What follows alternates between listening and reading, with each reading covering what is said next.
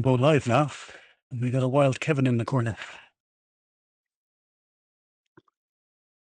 All right. So for anyone that doesn't know what the hell we're doing, which is us, we're basically doing a live Q&A session. Obviously, both of us work in the cybersecurity space, and feel this would be good for a Q&A session. Let's see if we get visitors, and we'll just talk bollocks until we do.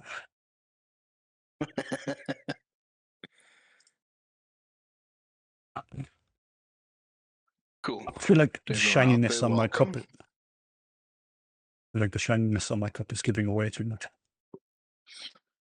You got a cup of coffee there. It's almost empty now. So I got a monster thing. Looks fantastic. See, I've got 2 viewers on this side. Cool. Hey, to everyone out there, how's it? This is, I think this is our first time doing this. Yeah, this is basically a Mike, I don't know, a Q&A around about cybersecurity. Yeah, that's exactly it. Just take any questions that people have and hopefully answer them as honestly and to the best of our ability, I suppose, without giving anything professional away.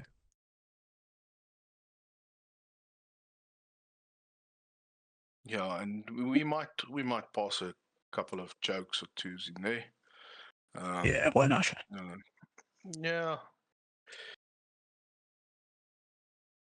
Well, let's see what we get. I'm surprised TikTok hasn't got more people automatically on here. That's the one I find weird, that it doesn't just categorize you and throw people at you and say, let's go ask the questions. The other handy thing is we can grab some of these sound bites, and if people ask questions, we can put them into a podcast.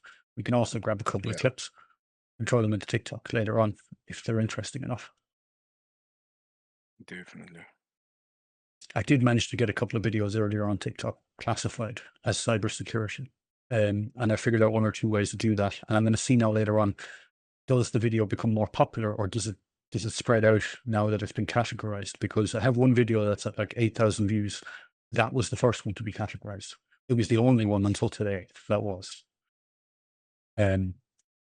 So I'm kind of guessing that, holding sessions like this where, we're very clear about what we're doing, that it's a cybersecurity topic, and hopefully we get, people asking us questions specifically in TikTok. So that'd be great then to get our content classified. Definitely, and I think also out of the back of that is potentially to take some of these Q&As and educate some other people. I mean, and based on the outcome, we can make short snippets of it and repost it on the internet stream for everyone to use. Yeah, whether absolutely. training material or anything like that. Yeah, absolutely. That's the main thing. And we got Silent Alpha in the house. Silent, you can feel free to jump into the Discord if you want to have a chat. And I mean, we could have opened up the Discord so that people could join this. Meant to do that at one point. I know that in Twitch you can stick in social links. How's it? I have on my Twitch profile. I have that's the Alpha Discord. What we can do is let's create a temporary invite here, and we'll post it in the chat for whoever wants to join Discord. Come join us. Come chat to us. If you don't want to type, then cool. Jump into Discord. Come chat to us. Chat a bit ball. Chat a bit of security, whatever the case. I've just posted it on my side, on the chat as well. Mike, I'm sending you the link. If you don't wanna, if you just don't, just repost it there on your end, please. Yeah, no bother. One handy thing we could have done before we do this, and maybe we'll do another one. This is for the Alpha Discord, yeah? No, this is for the Section 31. Okay. All right. So it's in the there channel we are for, in. yeah. So I stuck it in for Twitch. We'll stick it in for TikTok. And I will own up that I have no idea how to do the live chat one on YouTube. Just post it Actually, in your streamer. oh, I got it. You can post it I in the got it. chat.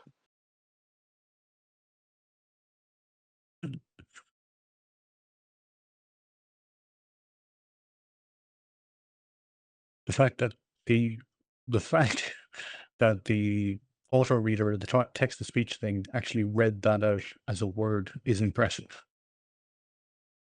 That was a random bunch of characters, and it still read it out as it was a word. Like there's enough vowels in there for it to think it's a word. It said Najazib, by the way.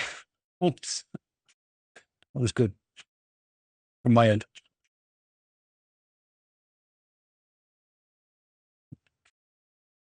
Okay. This is the kind of thing where we should just have whiskey, just loads of whiskey. I think then we would be too honest. One of those uncle cigars, you know. Said yeah, chat a bit of cybersecurity. Yeah, Tell but this is people one of what the not to do. this is one of the things where we could have stuck this up on we could have stuck this up on LinkedIn. That would likely have gotten a lot more people coming in. Yeah, definitely. And it's I mean it's potentially a one for all. People's not potentially seeing anything gaming related, although we like to stream game as well. But this is basically a open forum. See it as a type of podcast, but see it as a proper Q&A where if there's something you needed to know, I mean, you don't really have to disclose, but it might be something that you wanted to know about work or something at home, maybe something about your kids' phones or whatever it is.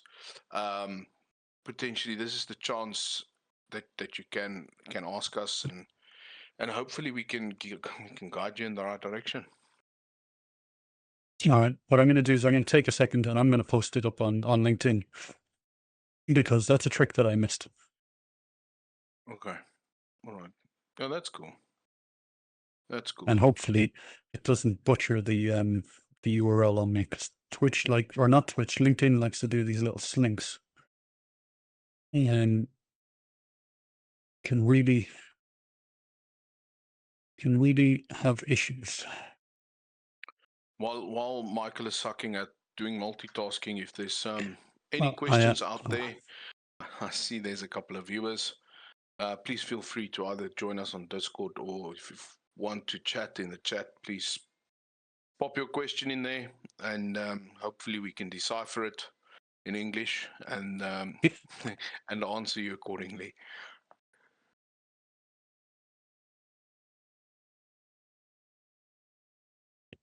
Like any of us speak English. Well, I mean, you are an Irishman, so. So I speak nonsense. Yeah, and Fluently. I'm sort of from an Afrikaans background, you know, so talking English is not first nature to me. I must be honest with you. Cyberbully's my guy, is what Alpha says.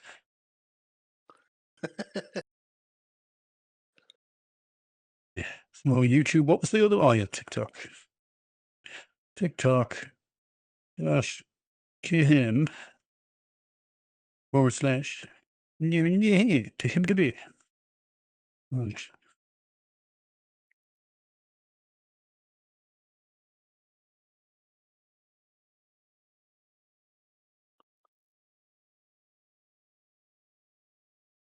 Cool.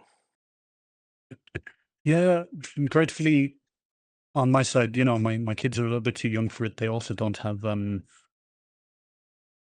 any access to those kind of devices at the minute.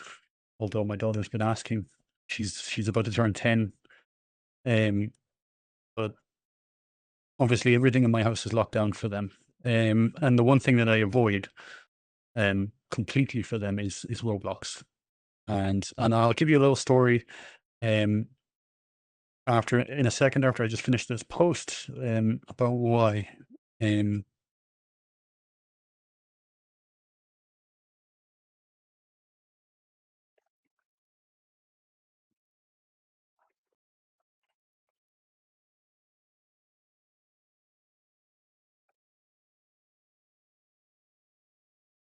Are you all right there, Mike? You I am. I'm really terrible at multitasking. One thing at a time with me. It really is. I gotta wonder, do you need to stick the www in for any of these sites? Any of them fail if you No, don't? no, not at all.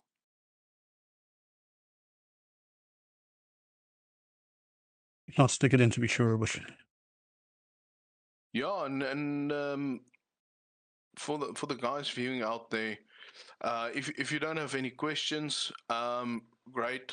If you maybe have any suggestions or even topics that you would like us to hear and talk about, please feel free to reach out to us, post it in the chat, reach us on social media. We would gladly chat about a specific topic or elaborate a little bit, talk shit around it. But yeah, if yeah, there's any or ideas, please come. Yeah. yeah, or badger us on LinkedIn with a bunch of stuff we don't want to buy. Oh, we have a real question. How can I protect my data online? Okay, so we have one from True Wisdom too. Hey, True Wisdom. Can you elaborate on what you mean protect your data online? Because both of those things are, or two of those topics are quite elaborate, which is data and then online. Obviously, online encompasses everything on the web, or anything that anyone has publicly access to. So, if you can elaborate just a little bit.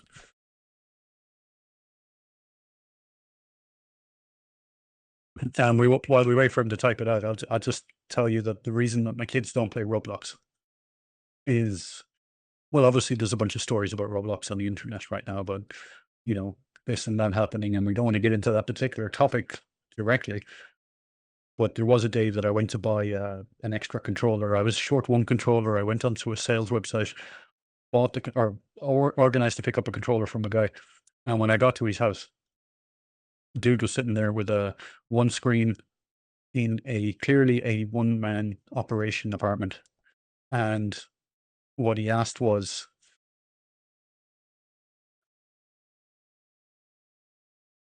sorry, no, I'm missing this. My concern, Mike and boss. You'll have to ask Silent what that one's about. But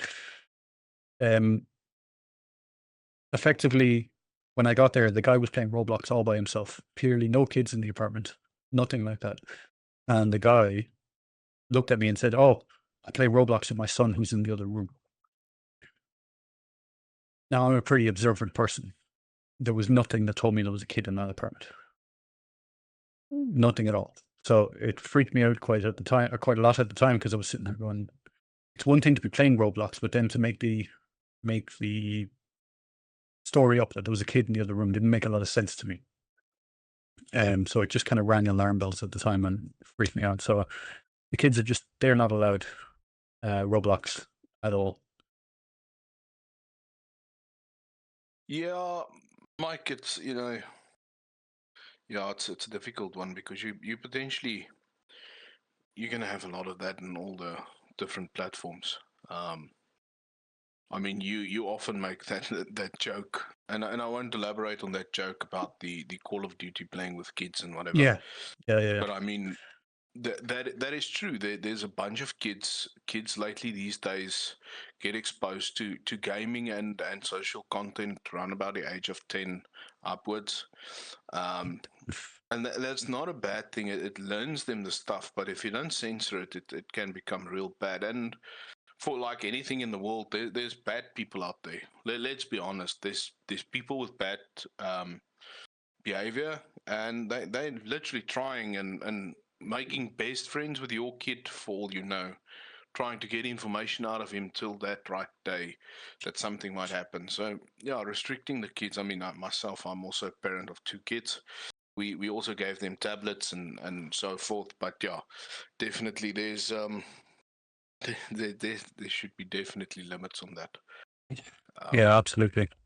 And when it comes to Okay. when it comes to the bullying element of it specifically, because that's, I guess, slightly different. That's people you know versus people you don't know. In most cases, I'm guessing, right? Obviously from our generation, bullying was a little bit more direct. you knew who was bullying you. They were usually standing in front of you in the classroom. They weren't hiding behind a phone. They were 100 miles away. They were there. Um, and it's a different world. So I guess you got to protect them the same way. You take away, or at least educate them, that they can't have these devices for these purposes all of the time, and that they have to understand that this anonymity that they gain from the internet is, it's not quite anonymous, and it doesn't have it's not free of consequence. And even if we think back to when I was in school and we didn't have the internet. You in school? um yeah, I was in school a lot.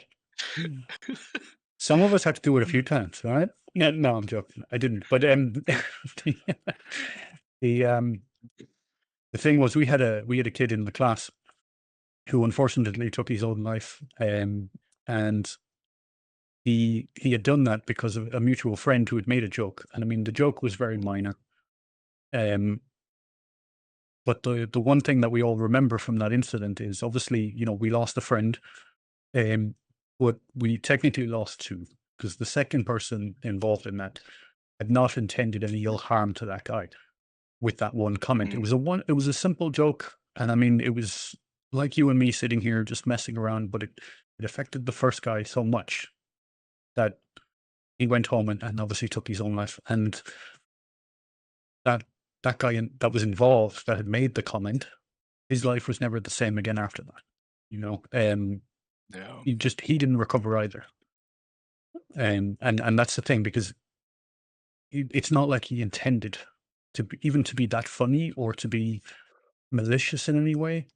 It was a friend to friend joke, but it was done in front of a bunch of people.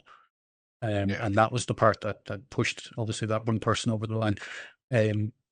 So you need to educate the kids, and there are programs out there in the schools like CyberSafe and some of these organizations. In fact, I'm on a committee in Galway, for Cyber Ireland, where there is a campaign going on. Now they're supposed to add me to these meetings, and they haven't really over the last while, but there are, huge amounts of people in these meetings who put their heads together and have every intention of putting out campaigns and spreading awareness on these cyberbullying situations that happen online. And hopefully these things help. And I think part of the issue is, and if I'm being completely honest, I think we've kind of said it really already in this conversation, is that when we went to school, we didn't have to deal with this. So we don't really, really understand the scope of it. Right. Definitely. Yeah. So it's like, if you ask us something about when we were kids, we experienced it firsthand. We know. We don't know this. This is something that we need that generation of kids to grow up and to tell us and explain the whole situation. And we need to just be extra vigilant online to seeing what our kids are doing, and, pay attention. The amount of times that we see Can, parents don't have the right setups at home, where it's just open Wi-Fi, kids can do whatever they want, or worse, the parents think they're secure because they have X product or they have X service installed, or they've done a little bit of configuration. They think they've nailed it down, and they really haven't. okay. Can I raise a question? Yeah, of course you can. You Well, you jumped in. don't I really didn't even need see to you. raise it, but you can ask it, yeah. Okay. So, We'll open the so, ticket. Have you opened the ticket? If you can help me. Okay. I hear what you say, Mike. Out of my point of view is, look, for me, obviously you and Silent Boss is cybersecurity. Now, for me, being security on the ground and all the qualifications I have, on the ground, sorting out the shit physically. Yep. My daughter is at that age where there's cyberbullying going on and that sort of stuff, and I go through her phone daily, daily. So, how do I prevent her from being cyberbullied when she's not, how can I say this in plain English? uh, she doesn't retaliate. Understand? She doesn't Hmm. retaliate, but I can see on a long term, it's starting to affect her. I mean, just this past month, we had 4 suicide deaths in high school children. So I'm just afraid, you know, I don't know how to explain it, but you're starting to see my point. Yeah. Um, I want to start preventing that, especially me going overseas. How do I prevent that? Um, the cyberbullying and all the name callings and that sort of stuff over WhatsApps and whatever the case might be. How do I prevent that in cybersecurity phase? Look, I can go to their home and burn their house down or kick down their doors and shoot the fuck out of them. But how do I prevent that for cyberbullying? Yeah, no, I get what you're saying. And look, I think we've all been there. I'll just address the last part of it first, right? So I guess we've all been there where someone messes with their kid in some way and you want to, inside you really want to react negatively. And even though you may Mm, never, that may never normally cross your mind in a day-to-day situation when it's just you. And I've even had that recently where a neighbor had shouted at my kid, a new neighbor, someone that had just moved in, mm, was having problems with a different neighbor, and they shouted at my kid. mm. And the neighbor that I do know sent me a video of it because their ring doorbell was paying Yeah, attention, basically. And I said the same to my wife. I was like, that's the last time they shout at my kids, right? Because the next time yeah, I'll deal with it myself. And but the thing is, if you do that, right, obviously it only ends badly. There is no good outcome, right? Um, the best scenario that you get out of that is that you show up, you get violent, perhaps the person stops or the person doesn't, but what will happen definitely is the cops will get involved and they'll take you away, not that person, right? Because that person, the crime is really hard to prove, where the crime that you're about to commit or would commit in that scenario would be really easy to prove. Right. So I don't know what the cops are like in SA, but they here, if it's if it's really easy for the cops to see a crime has been committed, obviously they react to that because they have to. yeah, They're obligated to. It's their yeah, job. Um, yeah. in with the cyberbullying thing itself, and I know that feeling where you have to travel and you don't know, while you're away, are your kids safe? Is everything gonna be all right? How do I help them when I'm a couple of thousand miles away or a couple of hundred miles away and I can't get there quickly? Um, that's stressful in every scenario, whether the cyberbullying involved or not. But if you want to protect them the best you can, mm, it's the same thing in business as it is in personal life. You got to educate them, your child, um, in how to handle the situation and Yeah.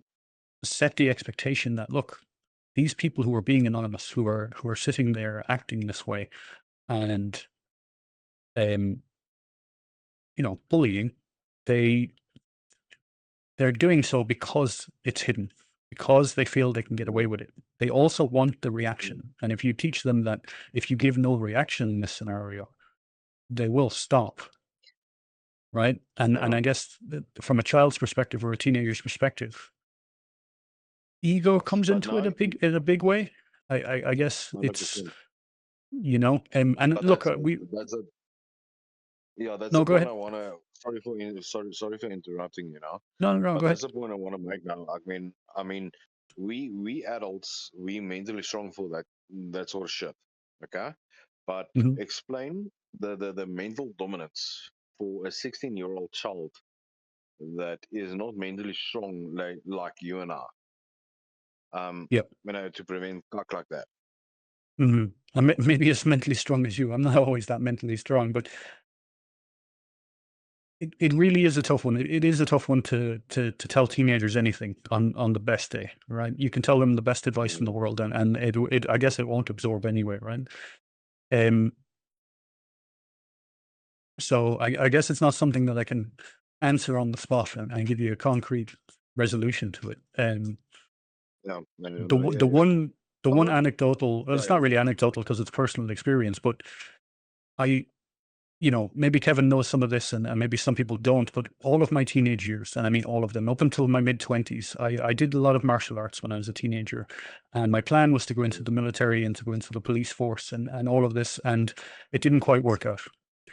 However, I did all of that when I was a teenager, and all I learned from that, I learned quite a bit from it, but what I learned specifically about it was when you do things like this, it does a few things. One, it does make you disciplined to some degree, but what it also does is make you paranoid, right? Because you're taught in all of those self-defense classes and those martial arts classes, you're taught people are trying to get you, right? And that actually isn't true, right? They don't do a very good job of telling you there's a chance somebody will try and get you one day. And it's always from the negative because they're trying to sell you on this thing that you're doing, right? And the other thing that you figure out is that when you're a teenager and you're full of bravado and your first reaction is to retaliate, people antagonize you more. Some of those people want you to react. They want you to react back and they want you to attack them and they want to cause that kind of drama. And what I learned when I got older was that me making jokes and having a sense of humor, which I honestly did not develop really until I was much older. I didn't really have that sense of humor when I was a teenager. I probably didn't have any sense of humor when I was a teenager. That ability to make jokes, it's around here somewhere. But the thing was that that is the thing that got me out of more fights than anything, right? Martial arts, fighting, none of these things actually prevented a fight. Jokes, being able to talk to people, being able to have a laugh, being able to not take myself too seriously. Those are the things that stopped me having fights. Those are the things that got me out of fights. And I actually can't remember the last time I had to protect myself in any kind of way like that. That's not something I would have said as a teenager, right? As a teenager, I could have said the last time I had to protect myself could have been a day or two ago, right? That's just the way it was because when your outlook on life is to retaliate, you will have to, right? That opportunity will come. I hear what you say, but yeah, ask my brother. I'm a FIFO guy. Fuck around and find out. I'm that kind of guy. So yeah. Unfortunately, when it comes to kids, and this is one thing we need to remember, that there's two sides to this, right? The first side, and this is potentially, I mean, we can have a topic around this, but this potentially walks in hand with parenting as well, because I think the most difficult one is to get that balance to say, okay, well, I'm censoring my child's phone, I'm doing all this stuff, but in a sense of, I see there's a new joiner on the Discord channel. Hey, how's it? But potentially to see the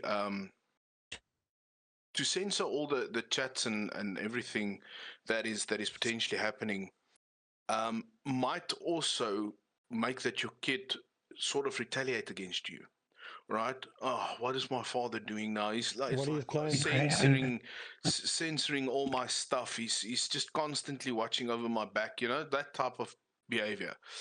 And then on the other side, it's mainly, I mean, your intentions is good. It's like, yeah, I want to protect my child on social. So I think the most important thing is that, in a sense of, how do we teach our kids to be strong in cases like that, and have the open channel towards parenting to freely come speak when stuff like that happens. I don't think there's any security measures from a tech stance that you can implement on your kid's phone that potentially, yeah, you can censor it, you can look at everything, but it already happened. The damage is there. But what you can do is the inspirational thing, and the parenting thing is to say, okay, well, how does she or him have potentially that build up an emotional strength to retaliate against the situation, and not the person that is actually being dumb on the other end. So it's going any side. Hey, how's it? So Ray's asking there what we're playing, but we're actually doing a live stream, Ray, where we're answering security questions.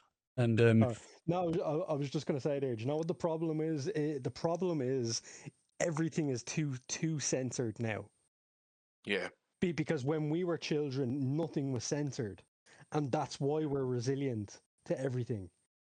Yeah. I must be honest with you. Everything is too censored. And I mean, when yeah, sorry, Ray. Carry on. No, yeah, it's just everything is too censored. Like this whole thing that you can give out about everything, about being offended by everything. Yeah. It's stupid. Like. Yeah. And I mean, when we were kids, I mean, we grew up on potentially in a farm town and all that. So you know exactly what I mean, man. yeah, exactly. If you had scratch with somebody, probably that somebody's parents knows your parents, and they would literally drive to one another, give one of you each a piece of stick, and say, "Well, you go to the garage and go sort each other out while we watch." Stuff like that. It's like, let's sort this out, get it over and done with, give each other a beating, and go on with your lives. That was the type of. But in today's day and age, it is so easy for a guy out of the US to communicate to somebody in Africa, or Africa to spam somebody in Ireland for that matter, and there's no such thing as driving to one another. So, but once again, yeah, it's all about that motivational, having that open channels between you and your kids, being there for them, and teaching them who to surround them with. Obviously, social media is algorithm based as well.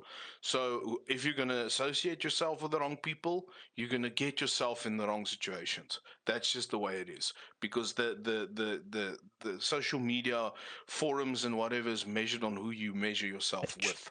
So, or who you surround yourself with. So yeah, just on that front as well. Yeah, there's a lot of what has been done on the internet, and what we also do need to remember is the internet's linked with one another. So if you have one bad channel on one piece of, call it Twitch, the next thing you might see, there will be relevant information like that popping up on a Facebook stream somewhere. So the stuff and the media attractions is linked to each other. And that might be, if you once linked with that, you might see it in various different platforms as well, popping up and whatever. We had a question from True Wisdom a few minutes ago, but I couldn't answer it because we were still on this topic. But I'll answer it now if I can, which is how to spot out phishing emails and also protect reused passwords. So, True Wisdom, this is fairly easy enough from our point of view, and this is something that we do regularly, which is that if you want to protect yourself from phishing emails, one is to educate yourself on exactly what the phishing emails look like, what they're looking to do, what they're looking to accomplish, and then you can potentially spot them before they come. But the other thing to do, and I have actually a video on this in my TikTok, I think it's also on my YouTube channel, which is that you enable MFA absolutely everywhere that you can. You start with your financial systems, your banking, your credit cards, your Revolut, basically anything to do with anything financial that you have, and you work your way from there. You also protect your email addresses with the same, right? So if they get a hold of your email address, obviously that's the thing that's connected to everything else. That's how you reset passwords for everything that you have. That's how you regain access when you don't have MFA. That's how you disable MFA, or you contact companies when you need that info, or when you need that to be reset. So yeah, MFA is the way to go. When it comes to protecting with reused passwords and things like that, I actually have a good topic on this that I might do a video on later. Don't reuse passwords across sites. There's a really easy way to do this. And it's simple enough, right? What you do is, instead of using really long, complicated passwords, which a lot of systems have been recommending for years, which now if you look at the ISO 27001 and the ISO 27002 standards, they actually say not to do the way it was done before, which is those really long, complicated, obfuscated passwords. Use something memorable. Take a bunch of words that are not connected to each other, put them into a sentence, capitalize here and there.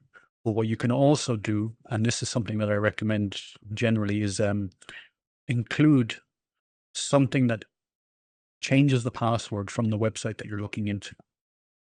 So for example, I'll use Twitch just as an example. Say I have my words chosen from a dictionary. I have my dictionary words that are not connected, a couple of them there, 3 or 4. and throw the word Twitch in there somewhere, or throw in some initials that indicate that it came from Twitch. This does two things for you. Okay, one is that the password actually won't be identical when you go from one site to the other. If you're using Twitch, you will have somewhat of a different password than if you were going into YouTube or going into some other service. The other thing that it does is that if the password is ever leaked, you know where it was leaked, right? Because this is what happens regularly. When we go online and we do searches for people who work in our companies, or we look at vendors and things like that, what we do is we try to create a digital twin of that person, try to get an understanding of what their footprint looks like online. And we have tools to do this automatically. We don't have to do this one by one. So we have things like Spiderfoot, for example, which is where we find email addresses online that have been leaked, and then we pass them through tools like Spiderfoot or the AIL project or any of these other tools that basically go off and see if there's any data records in any of these big, large data leaks that tell us that their passwords have been compromised. And the thing is, you don't always know what site that came from. When GDPR was introduced, there was actually a section of GDPR that did say, and I'm conscious of trying to speak from authority on this when I haven't looked at what the GDPR requirement is in a while. But it used to be that if there was a breach from a company, they could potentially lose 20 million of their annual revenue, or 4% of their annual revenue, depending on which number was larger. So this gave companies every incentive to protect their data, make sure that it didn't leak. And if you have something like that in your password where you can prove that you have a character in there and you know what site it came from, then you can tell that it was compromised. Another thing you can do is when you're setting up your accounts on those websites, it'll ask you for your first and last name. Sometimes it asks you for the middle name. My name is Michael YouTube Kid, right? Just put that in there, right? Put the middle name in there as the site that you got it from. That way, when you get an email later on, or stick it in as the last name, who cares, right? It ain't going to ID check you. Put it as the last name. Put it as the first name. Put it somewhere so that when someone tries to contact you with a spam email and says, John YouTube, how are you doing today? I'd like to sell you something. YouTube has, and I'm just using YouTube as a guinea pig here, but we'll say that, hey, YouTube leaked my email address and I can prove it. Right? Again, using it as a total arbitrary thing. YouTube has not leaked, and Google has not leaked my data, thankfully. Definitely, and also on top of that, if you do receive a phishing email, majority of the cases you would find that there is a couple of things. The first thing you need to ask yourself is, am I expecting this email? Did I prompt some sort of platform for a login? If not, don't even bother opening stuff like that. And the second thing is, majority of the times there will be a link involved. A majority of the times there will either be a spelling mistake in the link, or there might be a character that's obfuscated. So it might be an I that's interchanged with a 1 somewhere in the link. Mm-hmm. So if you do see that, and just a word of advice, I mean, it's not just emails, it comes through on SMSs. Especially SMSs, they like doing this, where they shorten the URLs or the link that you need to click on. If you don't know where that SMS comes from, and you are not expecting that SMS, do not open that link. From the word go. Those shortened links, you cannot identify from the word go what it is. So my word of advice from an SMS perspective is, if you see something, you don't know what it is, it's not identified in the message of what you received in text, who the company is or whatever, do not even click on it, especially on mobile phones, because you won't know. Well, I don't know about you, but I am expecting to win the Spanish lottery a couple of times this week. Okay. But okay. Yeah. Put your credentials in there. Well, I had to cash the money out somehow, right? The way that it used to be really easy to spot emails, and I worked for quite a well-known tech company years ago on their account security and tech support lines where we'd get the call saying, "Hey, I got an email. I don't know if it's real or if it's a scam or whatever," right? We'd guide through people on how to spot them quite easily, and then give them that reassurance, hey, you're safe to leave that alone, or you can tag it and send it to us. But it used to be a case where there was usually spelling mistakes or grammatical errors in the emails quite a lot. Nowadays, unfortunately, AI has obviously made that really easy for the attackers who don't speak English perfectly to get around that, where they can make them quite perfect. And you don't see the mistake. They can copy them so clearly. Because half the time years ago, what they did was they'd even sometimes just take a screenshot of a real email from X company and throw it up on their, in their emails, and then send it to you, and then put a real link somewhere in there. Or sorry, well, not a real link, but a link with the intention of getting you to go to the wrong website. The really careful one or the really obvious ones are like the URL has been altered, so it's not youtube.com, it's youtube blah blah blah blah blah.com, right? Or youtube.com and then a string, and then there's a / and a .com and all of this at the end to make you think that the URL looked legit to a point, and you just stopped reading, or weren't paying enough attention, and it looked legit enough. And we see this this isn't just something on a personal level for people. This happens professionally too. I mean, it's quite common to get someone who is quite highly educated in these things to still fall for them to some degree. I think even years ago, I think I've told this story to enough people that there was one morning I'd started with a new company and I was meant to meet the CEO. And at 6 o'clock in the morning, I get a message saying, "Hey, Mike, can you do me a favor?" And it's got the CEO's name on it. And because I'm supposed to meet that person in like 3 hours, I was expecting it, but I was still asleep. So I said, "Yeah, what's up?" And then a couple of minutes later, I get another message asking me to do, send money or whatever. And I'm like, oh. And I wake up fully, get a coffee in me, and I look at the messages, and I'm like, oh, this is from someone random. But what was really alarming was the fact that if I hadn't have had that meeting with the CEO 3 hours later, I wouldn't have even answered, because it would have been more obvious to me that, hey, why is the CEO of the company messaging me? However, when it was a 3-hour window and I was kind of going, there's actually a good chance he could message me this morning when I'm half asleep, I'm thinking there is actually a good reason, because I was expecting the next message was, do you mind if we push that meeting out a bit? Or do you mind if we move it to a different day or something? Where that would have been perfectly understandable. But you see, even when you're educated in these things and you're used to them and you see a million different use cases of them, you can still somewhat fall for them. I mean, they didn't get any info from me other than I do actually work for this company and that my telephone number is real. That's what they got from me. But with all the HSE leaks we have in Ireland and all of our numbers that are exposed here, there's people who bought brand new phones with new numbers and they're already leaked. Yeah, we're like constantly getting fucking phone calls from like dodgy numbers, and like it's a constant, isn't it? Yeah. I get more direct with them now at this point. I'm just like, I've got ones from like Canadian companies telling me, "Would you like to buy shares in this?" No, why are you calling me to buy shares? This is weird. But Get away from me. Literally every single day, you're guaranteed to have at least one phone call from somebody outside of Ireland.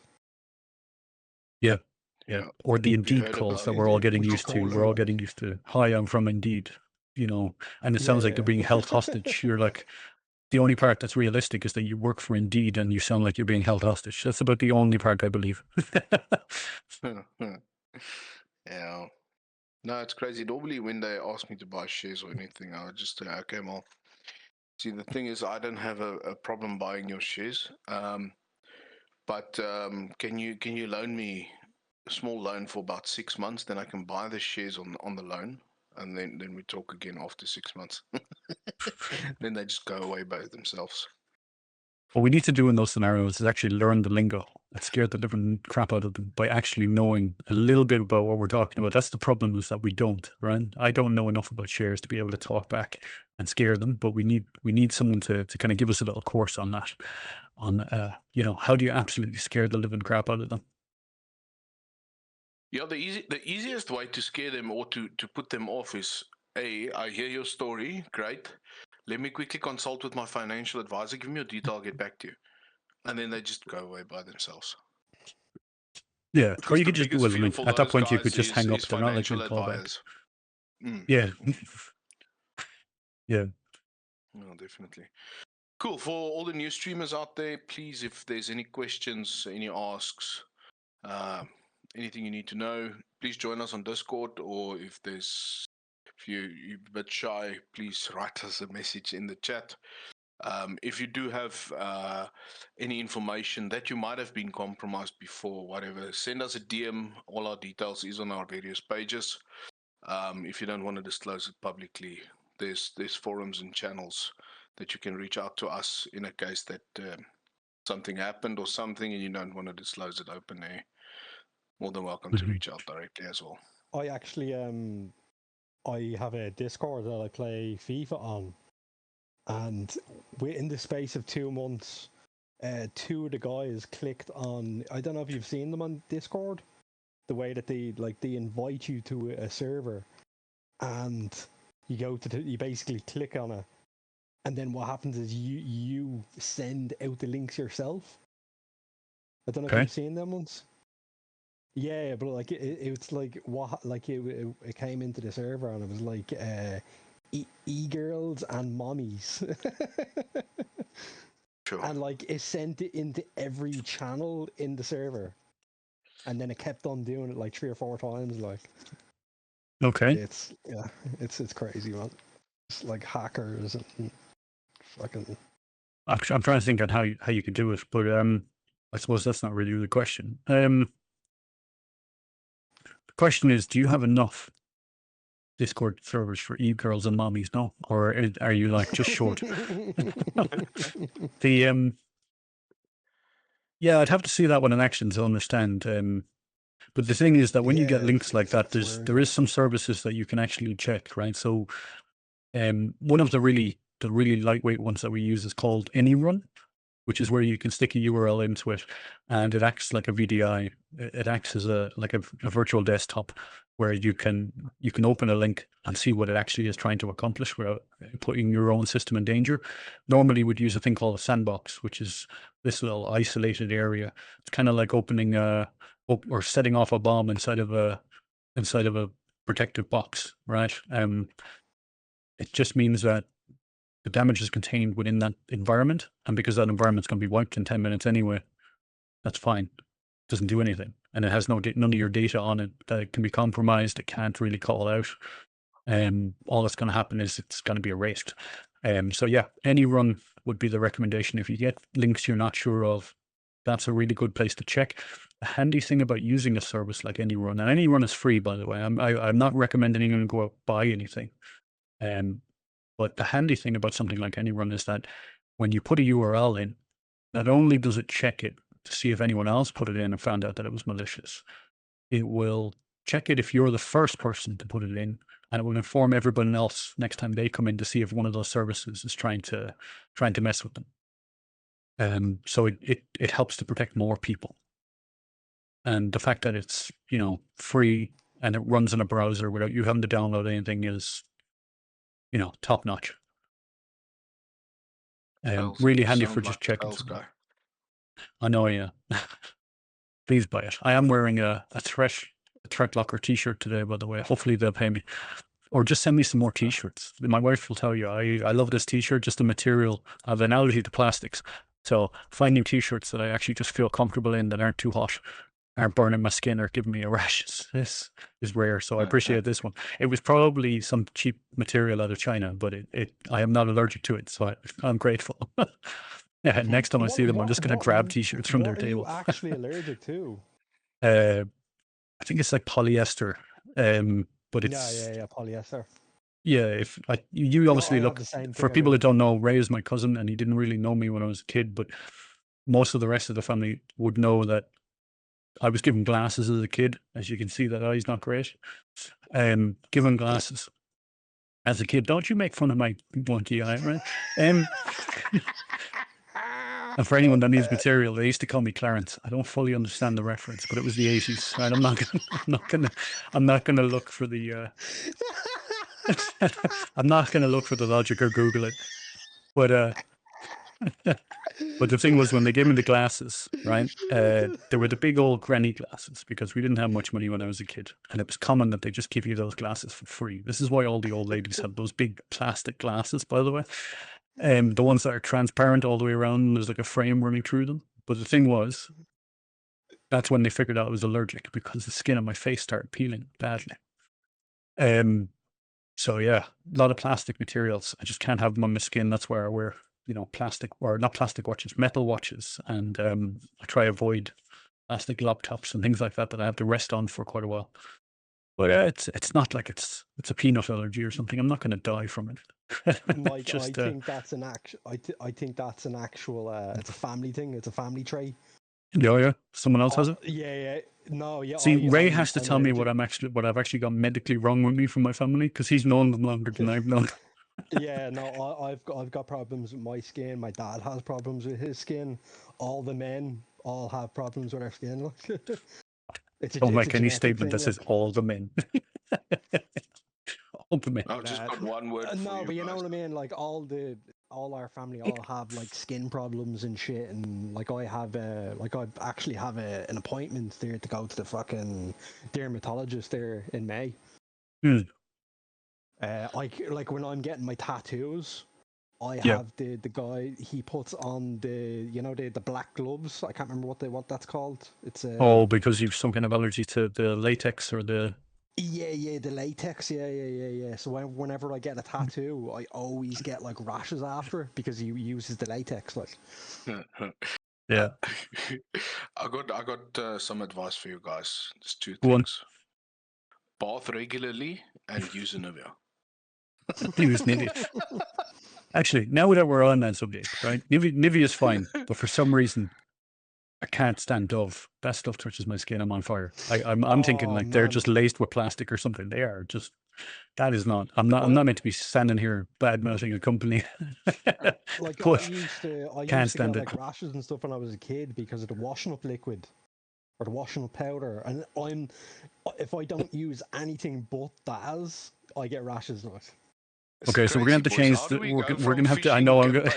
Yeah, right up to skincare. It's now the CyberSecurity Q&A session and skincare regularly. It's gonna be the weirdest podcast we've ever heard. It's crazy. Cybersecurity and skincare. That's what we're gonna call this week. That works for me. All right, I think we're heading close to the end of the session as well. One last chance. I see there is a couple of viewers still online. If there's any questions, do feel free to ask. The links we have discussed, and just for a couple of guys on here, we'll post the links in the description. So if there's anything you need to check out with any run or any of the links we've discussed, we'll post it there for you guys to use and to go register and play safe on the net. We're going to try to do this regularly. I quite enjoy this. Maybe once a week or so, Mike. We'll discuss it offline, maybe put a schedule out and do our session once a week, grab a general topic.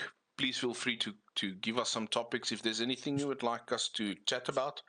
And please, if you've got any questions, join us on Discord, or actually just send us a message. Or if there's anything you would like to chat to us about that you don't want disclosed on the net, please send us a DM or reach out to any means and we'll assist you.